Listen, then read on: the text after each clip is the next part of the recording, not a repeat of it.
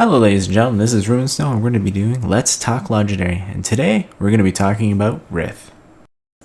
So Rith, which actually means childhood in old draconic language, is actually one of the primeval dragons on Dominaria. Primeval dragons are supposedly the second generation dragons after the elder dragons. She has also been called the Awakener as well. Rith is actually a green dragon from Yavimah. Her breath can cause major growth of lashing vines wherever her breath is touched. Sometimes she was actually captured by the Manganoth treefolk by the Numinia. Numinia were actually a group of wizards that almost overthrew the entire Primevals, which actually Rith was part of. Remendar-i-Gaz was actually going to free Rith because Tevish-Sat had told him of the powers that all the Primeval dragons had. So he decided he was going to free Rith, who was a dragon himself, but then she dominated his mind. But by doing so, she convinced him to free all of the Primevals, regardless of his life, if it cost him. But then Rith was actually captured again by the Manganoth treefolk. This led to the treefolk actually capturing her and actually swallowing her, and then that was actually possibly the last we'll ever see of her. So Rith the Awakener is actually represented in this card.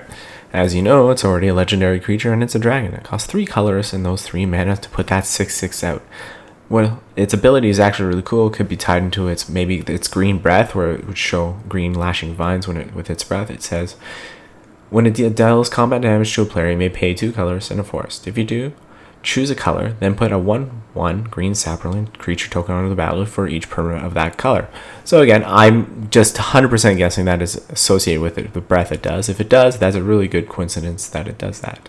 So there are 3 cards that she is associated with. As you can see, the first one is Rith's Attendant. And it says on the bottom, Rith is the claw of the Dragon, scattering seeds of devastation. Again, if you read the storyline, that's 100% true, and it goes with the red, green, white mana that everything is associated with too. As you can see, the trees in the background, everything is just absolutely perfect. That makes sense. Well, the next card she's associated with, there's not much to say. It's Rith's Charm. There you go, quite simple, that's it. And it goes to putting the green sapling creature tokens onto the battlefield. Again, I said before, it might be associated with her breath, but other than that, that's all for this card.